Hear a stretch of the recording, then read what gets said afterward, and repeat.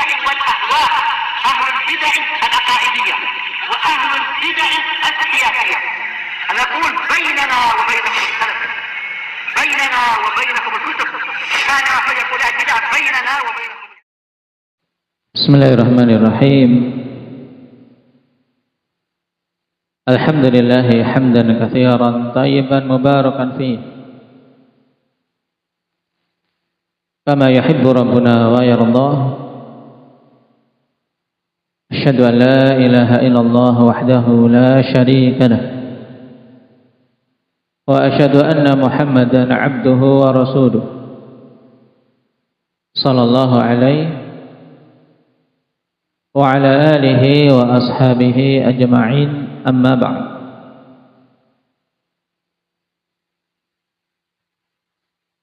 Pembahasan yang lalu kita mengambil perkataan Imam Ibn Qudamah rahimahullahu ta'ala berkaitan dengan dorongan untuk kita mengikuti sunnah dengan pemahaman salaful ummah dalam semua bidang dan terkhusus dalam perkara akidah, dan lebih khusus lagi berkaitan dengan permasalahan sifat-sifat Allah Subhanahu wa ta'ala. Apa dalil tentang wajibnya mengikuti pemahaman salaf dalam masalah ini? Indah Mujahid.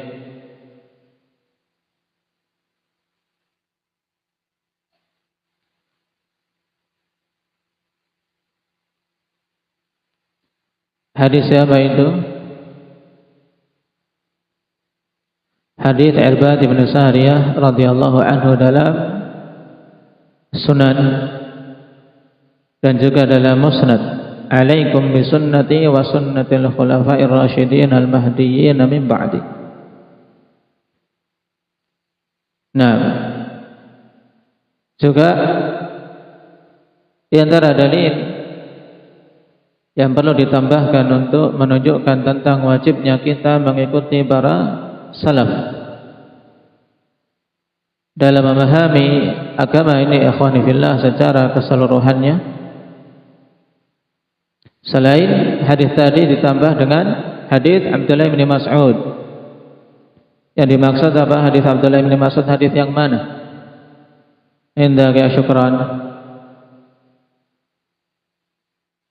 Nah, khairun nasi qarni, thumma alladhina yalunahum, thumma alladhina yalunahum. Menunjukkan wajibnya untuk kita mengikuti mereka kalau kita menginginkan kebaikan sebagaimana generasi awal tersebut baik.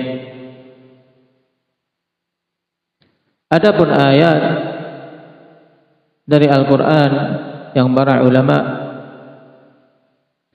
berdalil dengannya tentang wajibnya mengikuti manhaj salaf,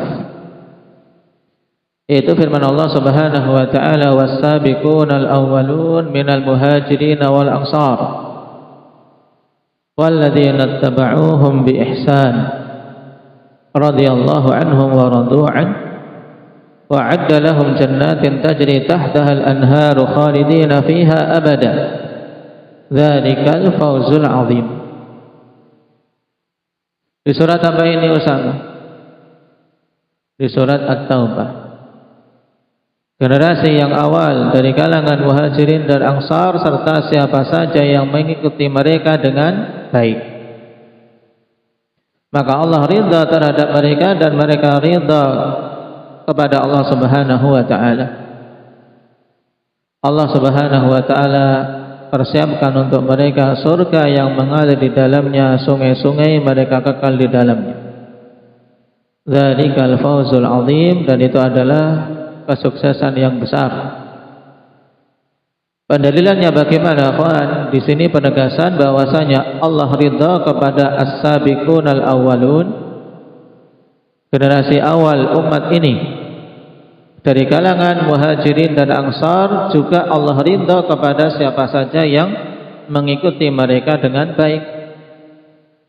Berarti untuk bisa mendapatkan keridhaan dari Allah Subhanahu wa taala, di antara hal yang harus ditempuh adalah ittiba'u sabilis sabiqinal awwalin, mengikuti jalan generasi awal yang telah diridhai tersebut, yaitu generasi para sahabat.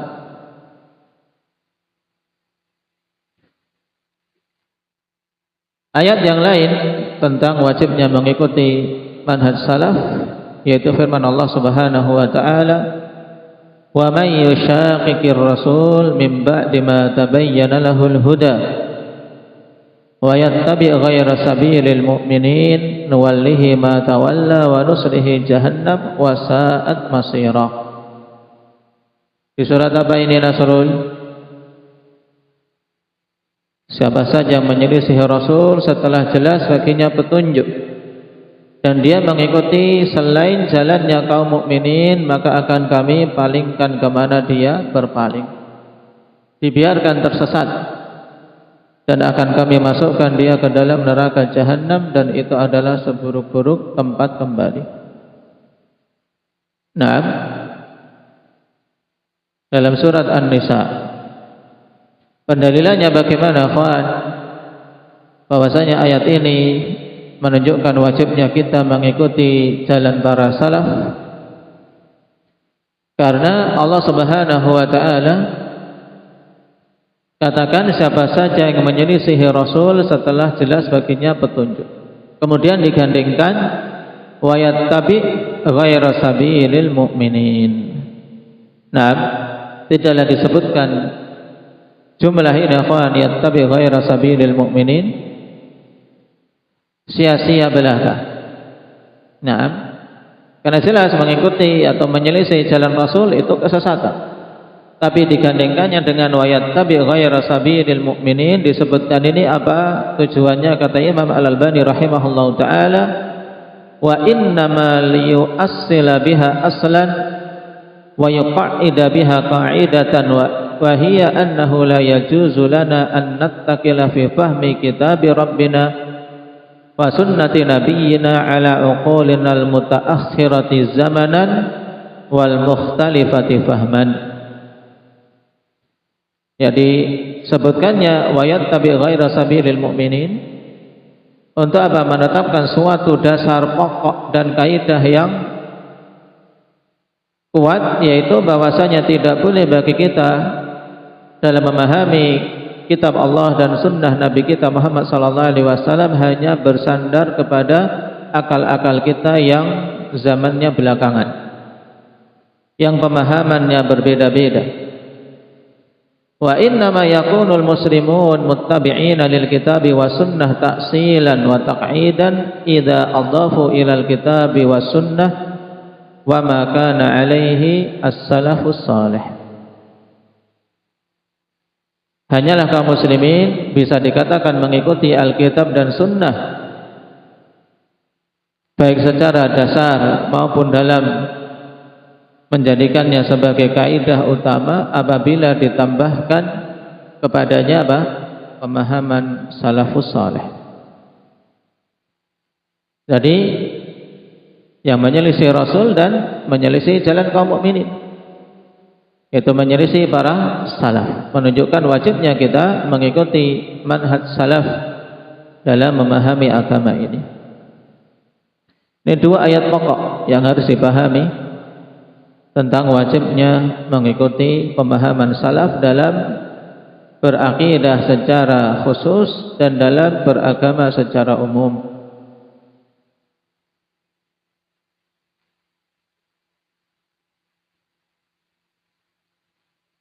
Baik. Juga ayat yang lain seperti qul hadhihi sabili ad'u ila Allah ala basiratin ana wa man ittaba'ani. Di sini juga menunjukkan wajibnya kita mengikuti Nabi sallallahu alaihi wasallam. Siapa saja mengikuti Nabi sallallahu alaihi wasallam, dan terkhusus yang paling depan adalah para sahabat. Para sahabat telah mengikuti Nabi, maka wajib kita mengikuti mereka. Baik.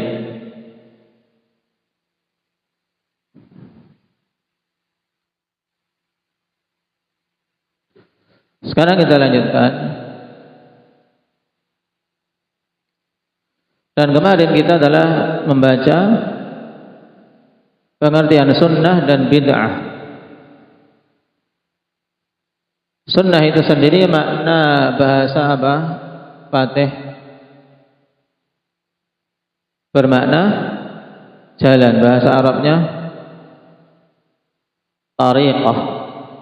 Adapun secara istilah syar'i apa makna sunnah, Hamzah?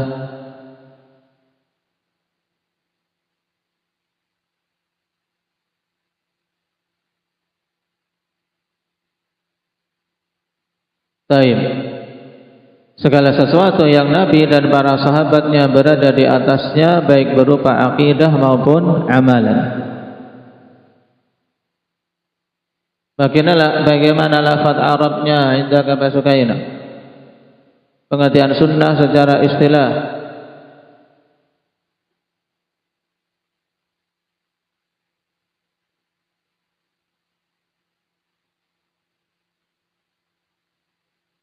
Min aqidatin aw amal. Mudah. Maka alaihi Nabi sallallahu alaihi wasallam wa ashabuhu min aqidatin aw amal. Inilah sunnah yang dimaksud di sini. Itu segala sesuatu yang Nabi berada di atasnya dan para sahabat berada di atasnya berupa akidah maupun amalan.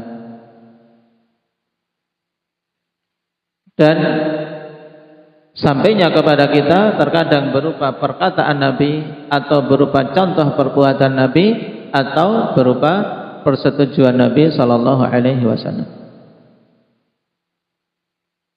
Sedangkan bid'ah pengertiannya apa, Wafa?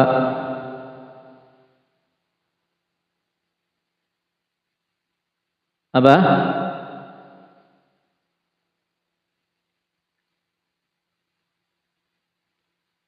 Ma uhditha fid din. Baik, ma uhditha fid din ala khilafi ma kana alaihi an-nabiy sallallahu alaihi wasallam wa ashabuhu min aqidatin aw amal. Ini pengertian yang mudah untuk para pemula. Yaitu apa saja diada-adakan di dalam agama ini yang menyelisihi hal yang Nabi dan para sahabat berada di atasnya, baik berupa akidah maupun amalan. Dan di sana ada pengertian yang lebih mencakup dan lebih gamblang yang dibawakan oleh Imam Asy-Syatibi rahimahullahu taala. Baik, bagaimana itu Abdul Hafidz? Pengertian bid'ah yang dibawakan oleh Imam Asy-Syatibi ini dihafal, ditambahkan dalam daftar hafalan pengertian.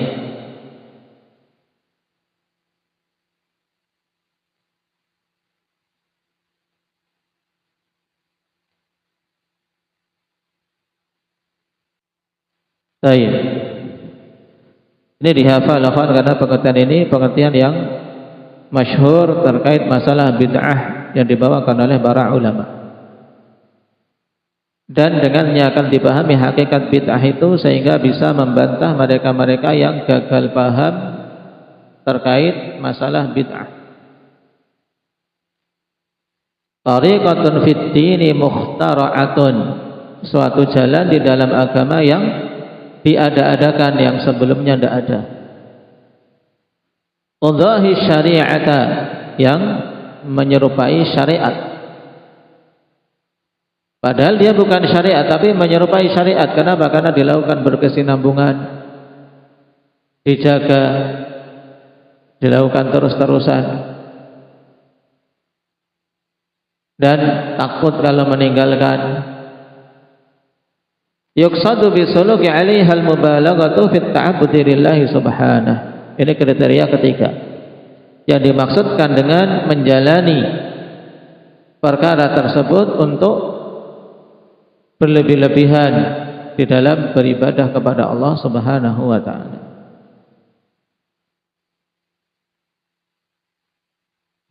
Dan bid'ah hukumnya apa secara keseluruhannya, Akbar? Haram. Taib. semuanya adalah dalalah, kesesatan, sehingga tidak boleh untuk dilakukan. Kullu bid'atin dalalah. Sekarang kita lanjutkan.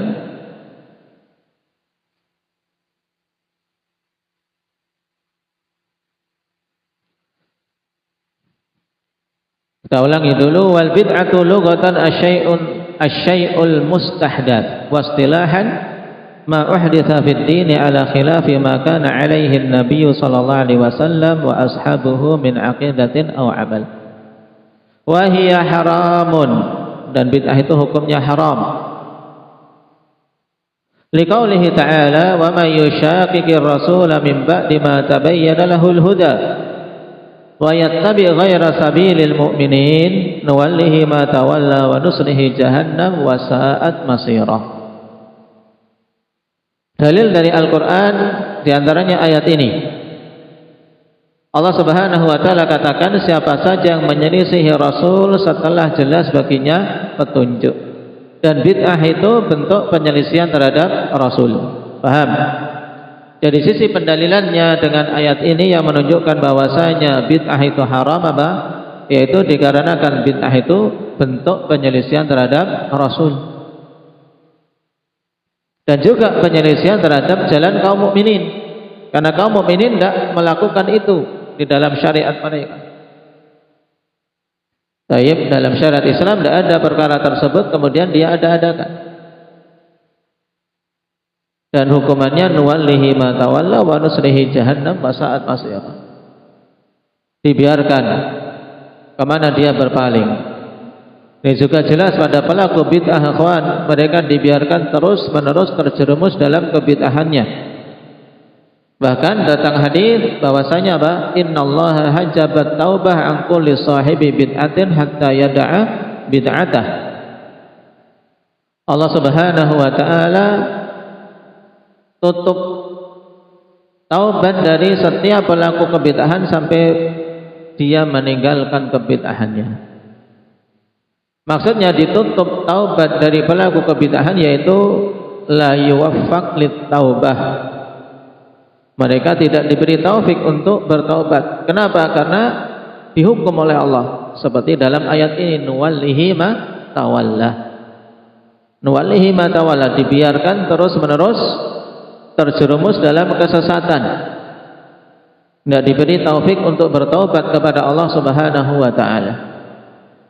Makanya jarang pelaku taubat itu bisa, jarang pelaku bid'ah itu bisa taubat. Karena mereka menganggap yang dilakukan adalah perkara agama yang mereka perjuangkan. Kemudian di akhirat wa nusrihi jahannam wa sa'at masirah, dan kami masukkan dia ke dalam neraka jahannam, dan itu adalah seburuk-buruk tempat kembali. Ini dalil dari Al-Quran. Adapun dalil dari As-Sunnah, wa qauluhu sallallahu alaihi wasallam wa iyyakum wa muhdatsatil umur fa inna kulla muhdatsatin bid'ah wa kulla bid'atin dhalalah. Hati-hati kalian dari perkara-perkara yang diada-adakan di dalam agama, sebab semua perkara yang baru yang diada-adakan dalam agama adalah bid'ah, dan semua bid'ah itu sesat. Hadis siapa ini? Abdullah Irbad ibn Sariyah yang telah kita lewati pada pertemuan yang lalu. Nah, dan semua bid'ah dalalah sebagaimana nas dalam hadis ini. Tidak ada yang namanya bid'ah hasanah. Bid'ah yang bagus itu tidak ada. Tapi semua kebid'ahan adalah kesesatan. Adapun beberapa kalimat yang datang dari sebagian salaf yang menunjukkan adanya bid'ah hasanah, seperti riwayat yang masyhur dari Umar bin Khattab radhiyallahu anhu ketika beliau melihat penunaian salat tarawih secara berjamaah dipimpin oleh satu imam yang sebelumnya berkelompok-kelompok sendiri-sendiri dalam menunaikan salat tarawih, sehingga akhirnya Umar menetapkan seorang imam untuk memimpin mereka dalam salat tarawih. Dan ketika melihat itu beliau mengatakan ni'matul bid'ah hadhihi, sebaik-baik bid'ah adalah ini. Maka yang dimaksudkan oleh Umar radhiyallahu anhu bukanlah bid'ah secara syar'i. Kalimat bid'ah yang diinginkan oleh Umar tersebut, ni'matul bid'ah hadhihi, adalah apa? Makna kata bid'ah secara bahasa, yaitu sesuatu yang baru. Nah, tapi apa? Tidak secara syar'i. Kenapa kita tidak katakan itu bid'ah secara syar'i? Sebab penunaian salat tarawih di belakang seorang imam itu bukan perkara yang belum pernah dilakukan, tapi pernah dilakukan oleh Nabi SAW. Nah, ketika beliau salat malam di bulan Ramadan, kemudian beberapa sahabat berdiri di belakang beliau bermakmum kepada beliau. Ini menunjukkan asal bahwasanya penunaian salat malam di bulan Ramadan secara berjamaah itu bukan bid'ah secara syar'i. Bahkan itu sunnah. Nah, kenapa Umar mengatakan kalimat tersebut nikmatul bid'ah hadhihi? Kenapa? Karena sunnah tersebut lama. Sunnah tersebut telah beberapa lama ditinggalkan. Kemudian Umar menghidupkan kembali. Dan sesuatu yang lama ditinggalkan kemudian dihidupkan secara bahasa, boleh untuk dikatakan itu adalah bid'ah. Makanya Umar mengatakan nikmatul bid'ah hadhihi. Sehingga tidak tepat, tidak benar, dan merupakan kesalahan yang sangat jelas kalau membawa perkataan Umar tentang adanya bid'ah hasanah di dalam agama ini. Kenapa? Karena yang beliau maksudkan dengan perkataan tersebut hakikatnya adalah sunnah. Makanya kemudian tetap di tengah-tengah kaum muslimin tentang sunnahnya salatul tarawih secara berjamaah. Makanya berarti harus dibawa makna bid'ah tersebut bukan kepada makna bid'ah secara syar'i, tapi apa? Makna bid'ah secara lughawi, secara bahasa. Baik. Kita lanjutkan pada matan yang ketujuh. Wa qala Abdullah bin Mas'ud radhiyallahu anhu ittabi'u wa la tabtadi'u faqad kufitum. Asar yang ringkas tapi sangat jelas, kawan. Jangan sampai tidak hafal. Asar dari Abdullah bin Mas'ud radhiyallahu anhu, ittabi'u, ittiba'lah kalian, ikutilah sunnah oleh kalian, wala tabtadi'u, dan jangan kalian mengada-adakan kebid'ahan.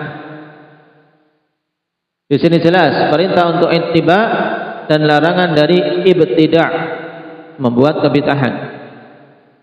Alasannya kenapa kok kita disuruh ittiba' saja, jangan membuat-buat perkara baru? Faqad kufitum, sebab sungguhnya kalian itu telah dicukupi.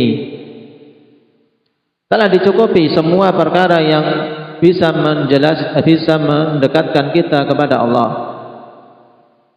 Kita semua telah dicukupi pada semua hal-hal yang bisa mendekatkan diri-diri kita kepada Allah Subhanahu wa taala.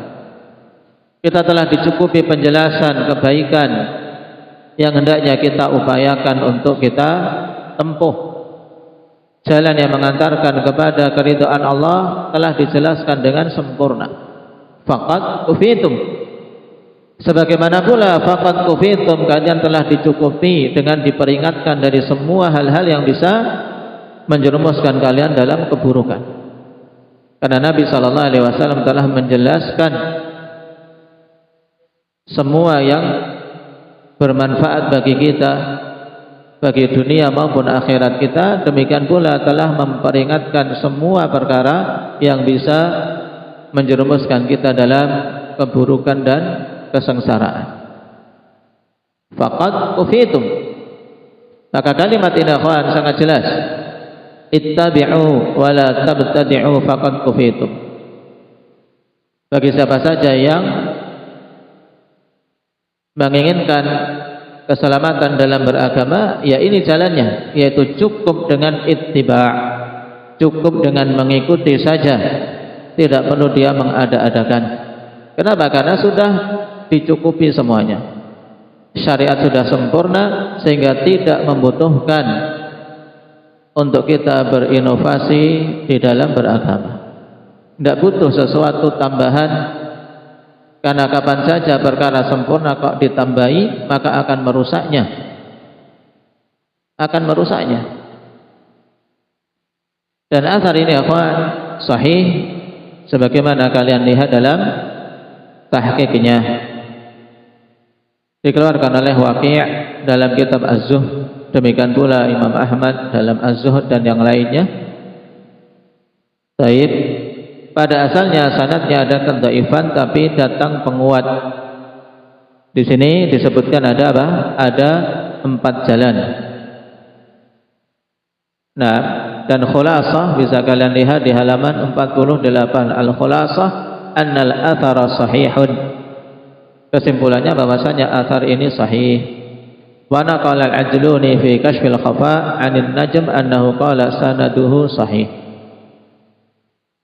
Taib, sahih dari Abdullah bin Mas'ud radhiyallahu anhu. Sehingga ketika antum menghafalnya akhwan,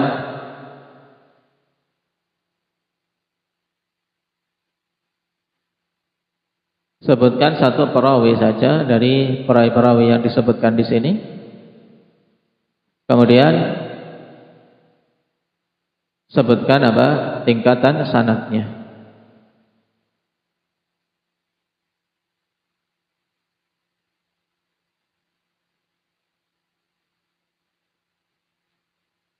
Dan di antara sanad yang terbaik itu adalah apa? Sanad yang disebutkan oleh Ibnu Battah dalam Al-Ibanah. Antum melihat di bintang yang kedua ini, yang di paragraf kedua. Wa hadza isnadun sahih. Ini sanad yang sahih.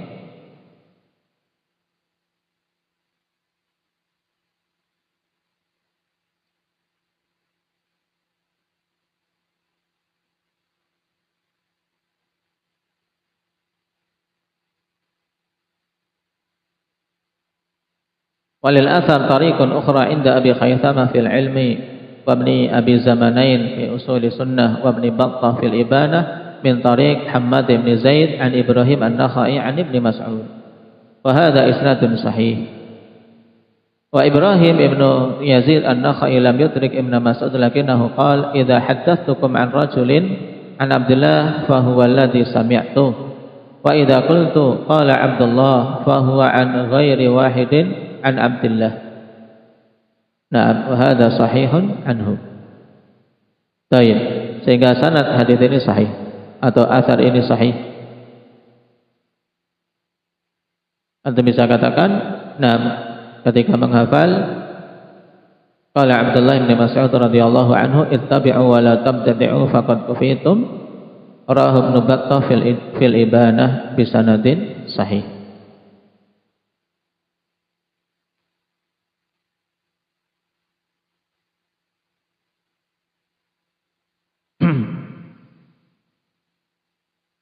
Ada bonasar berikutnya, kawan, panjang, kita ambil pada pertemuan yang akan datang. Nah, ini kalau sampai ada yang tidak hafal, push up ini. Pendek sampai tidak hafal. Harus hafal ini. Ittabi'u wa la tabtadi'u faqad kufitum. 2 kali baca insyaallah sudah hafal. Tapi dengan maknanya. Maknanya ketika ditanya harus bisa. Ya Cahya. Hah? Baik. Naktafi bihadza subhanakallahumma wa bihamdika asyhadu